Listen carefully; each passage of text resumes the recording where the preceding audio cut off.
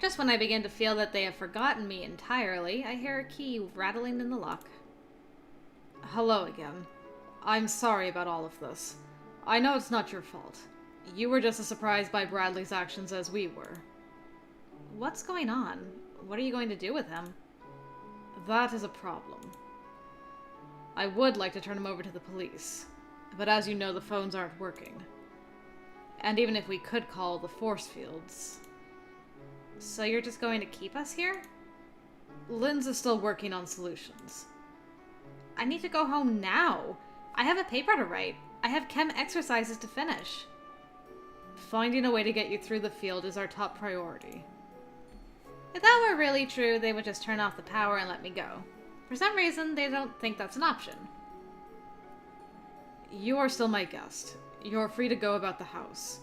Just please, be careful. I'm always careful. He looks at me for a long moment, then turns and walks away. So, I'm not a prisoner, except that I am, just with a bigger prison. But they're trapped in the house as well. I walk out of the bedroom and into the hallway. There's no sign of anyone. There must be some kind of way out of here. Janet? Huh? There's a thumping noise and one of the doors shivers. In here. I'm locked in. Well, good. Please. You have to listen to me. You're my only hope. Should Janet hear him out? Not this time. Try to escape. You should have thought of that earlier. And I turn and flounce away. How dare he claim to need me now after the way he's treated me? I don't know how much of his story is just crazy talk, and I don't care. He doesn't deserve my help. I want to go home. I hurry down the stairs, not wanting to encounter anyone. Smoke and mirrors and fairy tales. I don't want to hear any more of it. There's only one door and its so-called force field in my way. Steeling myself, I walk into the shifting darkness. And it pushes me back. There's no pain, no heat, no tingle of electricity. It's like walking into a net. It bows away from me, but I can't pass through. I pound a fist against the not-quite substance in front of me, with no more effect than punching a mattress. That's enough. I turn to see Lynn's behind me, holding a device in his hand with a screen displaying wave patterns. What? I have enough data for your shield now. That's right. He wanted to see Bradley and I touched the force field. So you can let us out of here now? No. The shields must be calibrated for each person wishing to pass through. Well, you don't have Bradley's data, but you do have mine. So can you let me out now? I still have to build the electromagnetic coils and tune them to the specifications. It will take time. Oh. Are you sure you can't turn off the power? Just for a moment? An irritated breath hisses out from between his teeth. Unfortunately, the breaker box is also hypercharged.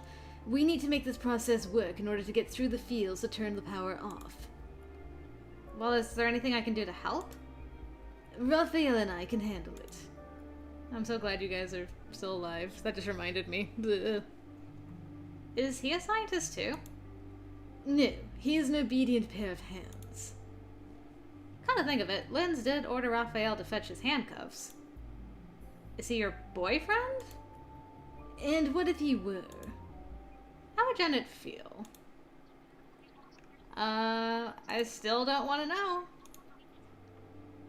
What you get up to is your own business. I don't want to know. But don't you think he's a bit young for you? And he's so sweet and eager to please. You're probably just twisting his mind. If it were true. If? I've never touched him. I just wanted to see what you'd say. If all you're going to do is jerk me around, would you prefer that we be honest with each other? Yes? Then tell me who you work for. I don't work for anybody. A solo operative. What is your target? I don't know what you're talking about. I'm disappointed, Miss Janet. I thought we were going to be honest. All I want is to go home. Perhaps you do. Perhaps you've already found your little memento. What are you hiding under that dress? What? Your partner was concealing a gun, but I've already seen you undressed. Your weapon would have to be quite small. Shall we see? Touch me and I'll kick your ghoulies into next week. My, how perverted of you. Ah! What's all that noise? Alben enters the room and scowls at me. What are you doing out here? Assisting me with my inquiries. Alben rolls his eyes, apparently not appreciating Linz's odd turns of phrase. Nathaniel said I should fetch everyone for dinner. You're letting Bradley out? He can starve for all I care. We follow Alben to the dining room where Raphael waits for us. There you are. Janet, what would you like for dinner? Janet is in a hurry to leave. If you'll come with me, we can... You need to eat. You skipped lunch already today. Oh, all right. Linz and Alben seat themselves at the table. Is Nathaniel coming? He's fetching the wine. Now, what do you want for dinner? What's available? Eggs, mushrooms, some chicken, 2 bags of salad, pizza, frozen raspberries, baguettes, garlic bread, a couple of tuna steaks, potatoes, corn on the cob, a roast. It's really easier if you say what sort of thing you like. A grilled mushroom sandwich sounds nice. Nathaniel enters, carrying 2 bottles of wine. Would you care for a glass? I'm underage. Really? How old are you? 19. That's old enough. I think it is in Europe, but not around here. I suppose his parents have been giving him wine since he was a child. Don't worry. I don't drink either. I'll go check on the food. As he bustles off to the kitchen, Nathaniel pours a glass of red wine and hands it to Alben without being asked. Linz? Up to you. Whatever you think would go best. Nathaniel pours half a glass of white. Take it slow. You'll enjoy the flavor more in small amounts. Linz takes the glass and swirls it thoughtfully before allowing a tiny bit to pass his lips. I've never really understood the appeal. There are better tastes and faster routes to drunkenness. But you look more romantic drunk on wine than on vodka. He salutes Nathaniel with his glass and takes a sizable sip. One of these days I should find some absinthe. Ah yes, the true artist beverage. Should you discover a bottle, I would be happy to share it with you. You do know that's illegal. Illegal? It developed an unfortunate reputation for causing hallucinations and madness. Most likely because it was popular with artists, and many of them are at least half mad to begin with. Alben hides a cough behind his glass. There are dangers to any drug, legal or illegal. The distinction is usually made by politicians, not scientists. Still, if it's the law... Have you never broken a law? I don't think so. Would you even know? There are so many laws in the world. You could be violating one right now. Some laws are outdated, or misguided, or written by bigots and fools. Then you should fight to change the laws. And if there isn't time? Well, I guess if it were something really important, then I'd have to think about it. I'm not sure what would be that important, though. What things are important to you? My schoolwork? Alben snorts. In other words, there's nothing in your life worth making sacrifices for. Hey, I work hard for my grades. When I get out of here, I'm probably not going to get any sleep until Monday in order to finish my homework on time. And there's the rub. Sitting around chatting like this, I can almost believe that these are my friends. That this is a dinner party. I can almost forget about Bradley completely. Almost. Poor forgotten Bradley. Now this bit goes on your back. Allow me. I can feel his cold fingers against my neck as he brushes my hair aside, and I force myself not to shiver. I am decked out like a jewelry display with wires and magnets and bits of electrical tape. It feels a bit ridiculous, but Linz attaches each piece with surgical concentration. He and Raphael left dinner early to get back to work on this design, while I stayed for dessert with Nathaniel and Alben. Sooner than I expected, they declared it ready for testing. You're sure the shield will work? The theory makes sense. The field should flow around you without even noticing the disruption. I just noticed this time, Raphael looked down when he said that, so it's probably because he has to lie to Janet about the fact that this isn't actually working. However, if you feel any pain, pull out right away. Stray electrical charges near your heart would be very unfortunate. Oh, that's reassuring. But it has to work. Everyone says Lynn's is good at what he does. When I get through, what do you want me to do? Should I call the police right away? Should I come back in and help you with the power? I think it would be better if you came back inside. Once we have proof that this works, we can make better plans from there. He thumps me on the back, which is slightly annoying, but I'm at least grateful he didn't pat somewhere else. Everything is in place. I turn to face the field. Right hand first, or either foot. What is this, Twister? I reach out to the shifting light, but just as before, my hand encounters a barrier that bends without breaking. It's not working. That can't be right. I'm sure you can fix it with a few adjustments. No, something more fundamental is wrong. The shielding should have done something, even if it didn't work entirely. If nothing else, the harmonic should have perturbed it visibly, or burnt out the shield generator through runaway positive feedback. This is most intriguing. The field must be operating on a novel principle. So what do we do now? Do? There's nothing we can do. If it's not responding to science, then there is no way through the field. There has to be a way!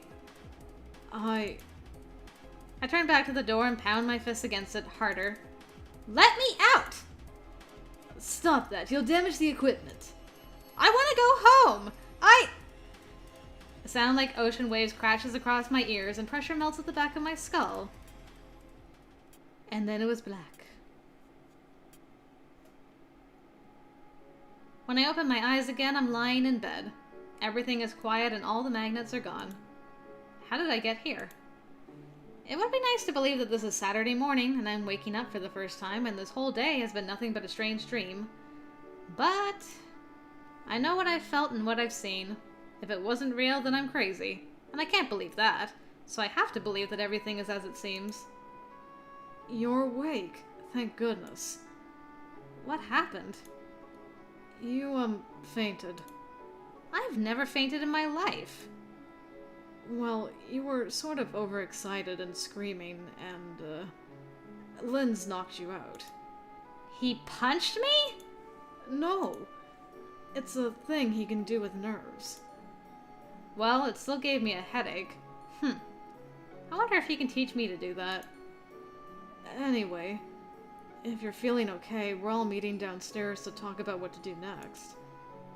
I'm sorry about this. It's not your fault. I'm not actually certain how okay I'm feeling. I've never been unconscious before that I know of. Sleep isn't quite the same thing. I could probably use a hand. But I don't like looking weak in front of people, especially after I already got a little bit hysterical earlier. So, to be a nice strong woman, we will not accept Raphael's help. You go ahead. I'll be right there. Okay. He leaves the room, granting me privacy. I stand up, feeling ever so slightly unsteady on my feet, but everything appears to be working. Better get moving, then. The boys, minus Bradley, are gathered in the main hall. Alben leans against a pillar, looking unconcerned. Nathaniel appears more agitated, pacing back and forth in the small space. As for Linz, he's looking up the stairs, at me. As I take a seat beside Raphael on the steps, he begins. As you all know, there are force fields around all the doors and windows, preventing anyone from leaving the house. There is also a force field preventing us from turning off the power manually. Nathaniel frowns at that. Get on with it. All is not lost. I have set up a process which will build up power until it finally burns itself out completely. How long will that take? Approximately 4 days. 4 days? Please, don't start screaming again. You can't expect me to stay here for 4 days. I'm afraid the decision is out of your hands. No one is getting in or out. What about food and water? And toilet paper? We'll take inventory of what we have on hand and plan accordingly. The water, at least, still seems to be coming through. Also, we should feed Bradley. Do we have to? We can't starve him for 4 days. We can't leave him locked in a room, either. Everyone turns to stare at me. Think about it. He'd have to use the bathroom. Bad for the floors. So what would you propose we do with him? Me? I believe that's what I asked. Well, do you have a bedroom with an ensuite? Not that I'm willing to allow him into. What about the upstairs bathroom, then? It's big enough. So you're not going to insist that we let him out? I don't know if he's crazy, or you are, or both. But he's the one who had the gun. Nathaniel claps his hands together lightly to draw our attention. I believe we have a plan. Linz, remove everything from the upstairs bathroom that we might need or that might be dangerous. Alben, go around the house checking on anything that might be in limited supply, such as soap and toilet paper. Take a tally of what's available. Raphael, I need you in the kitchen. Work out what food we have and how best to make it last. Then find something to feed Bradley. When that's done, we can move him to the other room. What should I do? If you could, perhaps, help Raphael in the kitchen. Okay. I wonder what Nathaniel will be doing. Being in charge, I suppose. No one's complaining. We're all locked in here for 4 more days. We have to work together. That's right.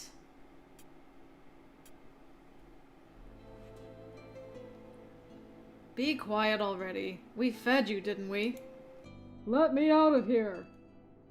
Not happening. The boys have moved Bradley from bedroom to bathroom, as planned, but he is not appreciating it. I've got to find out what's going on. May I tell him? Alben just shrugs at me. Do whatever you want.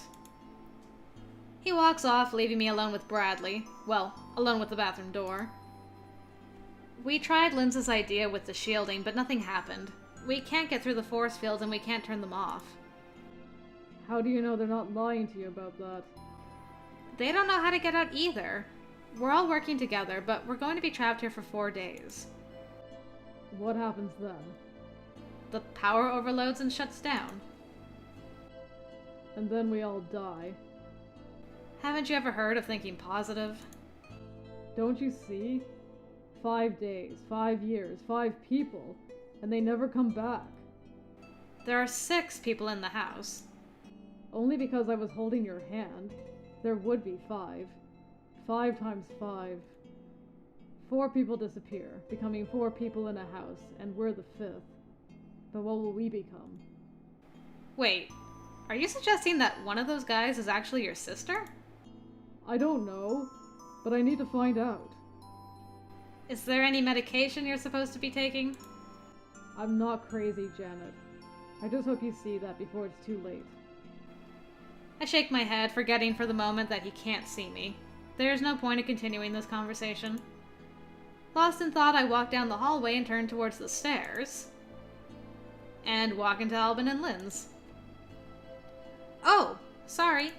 Wait, were you spying on me? Of course. Well, are you satisfied? I'm not plotting to kill you all or whatever else you think. I'm not speaking in tongues behind your back. Satisfied. For the moment. You're the ones hiding something, not me. I don't even know your full names.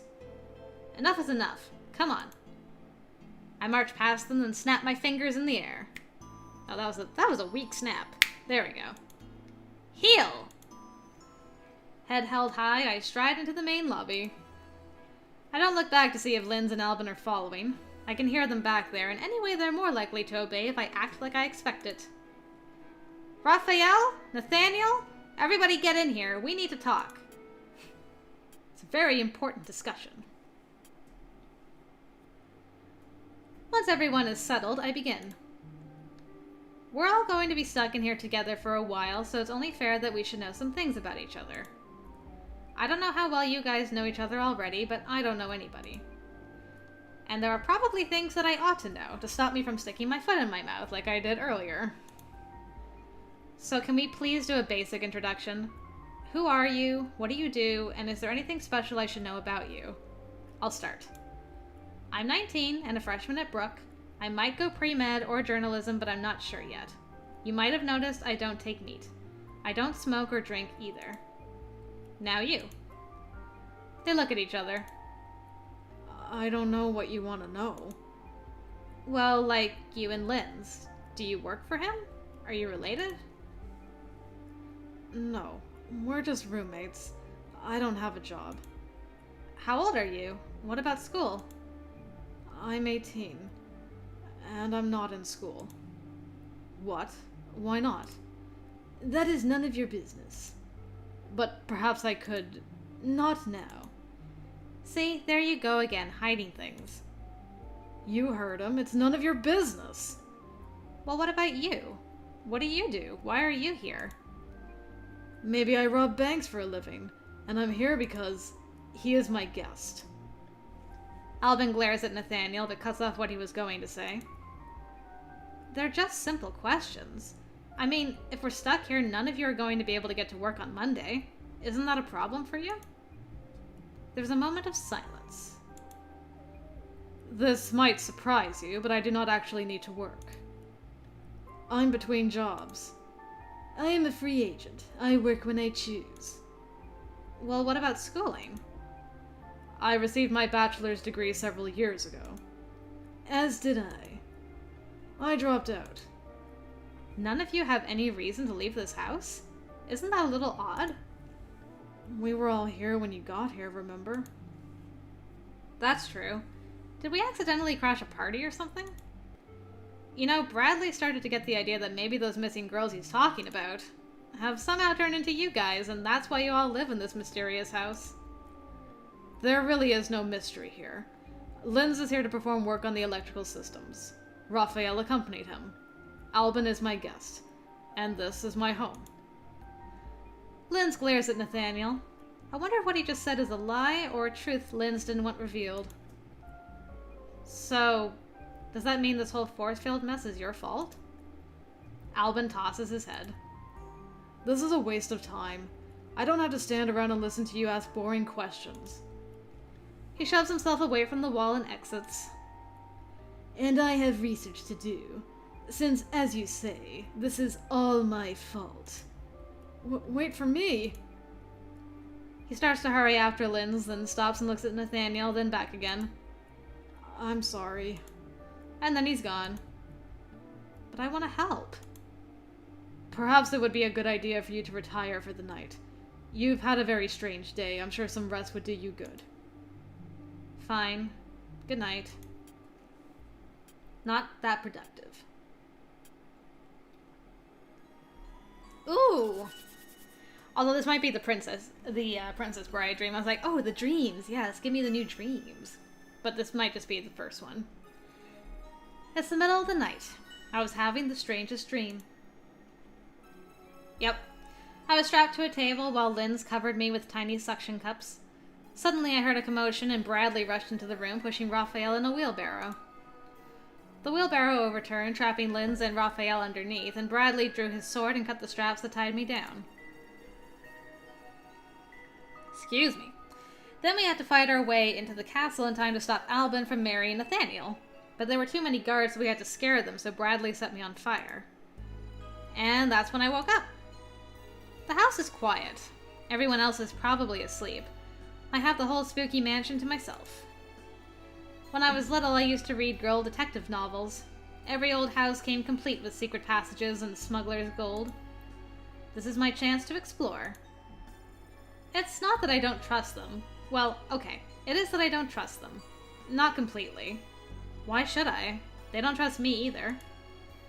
They're not going to tell me everything, so I'll just have to find out on my own. In particular, what is down in the basement. Probably nothing. Probably just some switch boxes and storage and things, but I'd like to see for myself. I'm not an idiot. I'm not going to touch anything that might be related to the electrical system.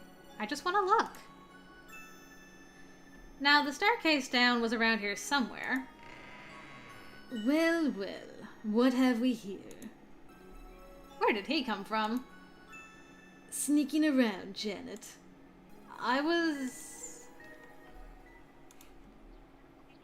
Well, since I'm not getting affection with Lynn's, the hungry option is quite amusing. I was hungry, so I came down to make myself a midnight snack, that's all. After all the worry about making the limited food supply last through 4 days, you're stealing a snack. Oops. Cover. It's the same amount of food no matter how quickly or slowly we eat it. It only matters that we don't waste any. And what about making sure that each person gets their fair share? Change of plans. The best defense is a good offense. What were you doing here? Are you just mad because I caught you trying to sneak food too? No harm done, right? We can both forget all about this and go back to bed. Together? What? No! Go on, then. I'll be right behind you. Ah! I have had it with you and your insinuations. Do you actually take lessons in being a creepy, twisted little pervert? I take issue with the little. Well, tough. And I stomp away before he can get the better of me again. So much for exploring. I shouldn't have lost my temper like that. I don't want him to be my enemy. But I'm tired and I want to go home and I've got no one to rely on but myself. I feel so alone. Maybe this time I can manage to dream of something happier. Like Alben. Just Alben. The next morning, I'm awakened by a gentle knock at the door. Janet, are you awake? I quickly run my fingers through my hair and try to arrange myself. Come in. Since it's not possible to go out at the moment, I've made the sitting room available this morning for quiet prayer if you wish. Oh, no, I'm not religious. And I've had more than enough of faking my way through practices I don't believe in with my high school's daily chapel services. I grew up caught between the rituals of my school and the remnants of my grandparents' religion, and never feeling that I quite understood either of them. I don't have any shrines or statues in my dorm room, and I certainly don't go to church. Religion isn't part of my life now. Of course, Vanessa's Christian, and she never goes to church either. I'm not sure very many people do if they're not obligated by schools or families. Well then, we'll see you for breakfast when you're ready. He leaves me to finish my morning preparations. When I come downstairs, Nathaniel and Linz are waiting for me. What did you and Raphael work out about the food arrangements? Is Raphael not here? There should be enough to go around as long as we don't waste anything. Your kitchen was pretty well stocked. There are some fresh strawberries that need to be eaten today. All the meat is frozen, so it's vegetables, bread, and milk that will go off fastest. After that, just make sure that when you cook things, you eat the leftovers quickly. Since it appears to be serve yourself this morning, I head into the kitchen to get some fruit and plain cereal. Nathaniel follows and does the same, although he picks a cereal with nuts in it. Lynn shows no interest in the food, heading straight for the French press to make a cup of coffee. We may run out of milk before the 4 days, 3 now, I suppose, are up, but there's plenty of oatmeal and spices, and I can make porridge with water. I return to the dining room to eat my breakfast. Nathaniel comes in from the kitchen, bringing a glass of water along with his cereal. Mustn't forget these. He picks up one of the pots of roses and carefully adds a small amount of water. They're very pretty. And helpless. But as long as we are here to care for them, they will bloom for us. He finishes watering the roses and settles in with his cereal. A minute or two later, Alben turns up. I thought you were... Nah, it's not the same. Anyway, it's not my fault I'm stuck in here. Coffee's in the pot. Thanks. He heads off to the kitchen. Addicts. No coffee for you, then? Only when I need to stay up late typing or something. By the way, is there somewhere I can get on the internet from here? I know the phones are down, but it might still work. The what? The internet. To send an email? I don't understand.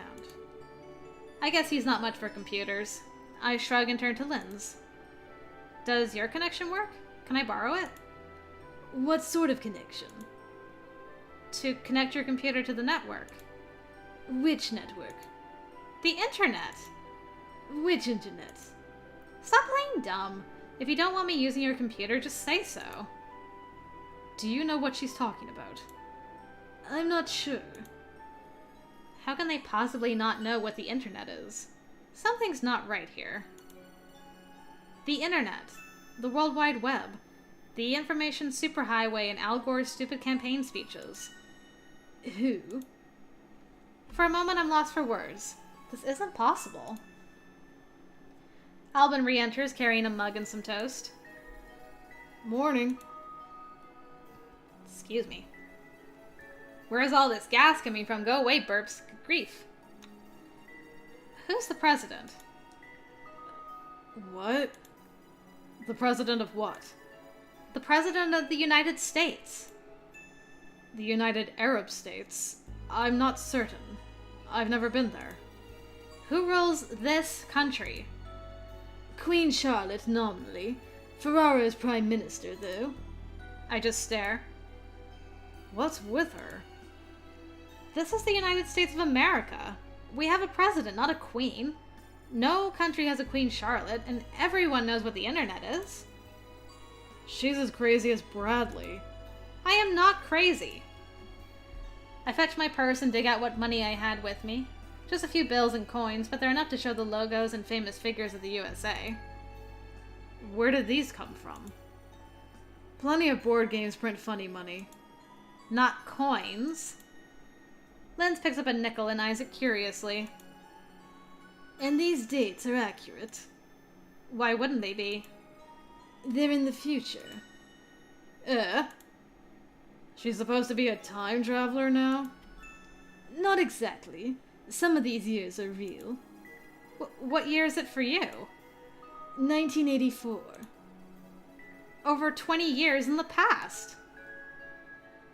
Where do you come from? I come from here.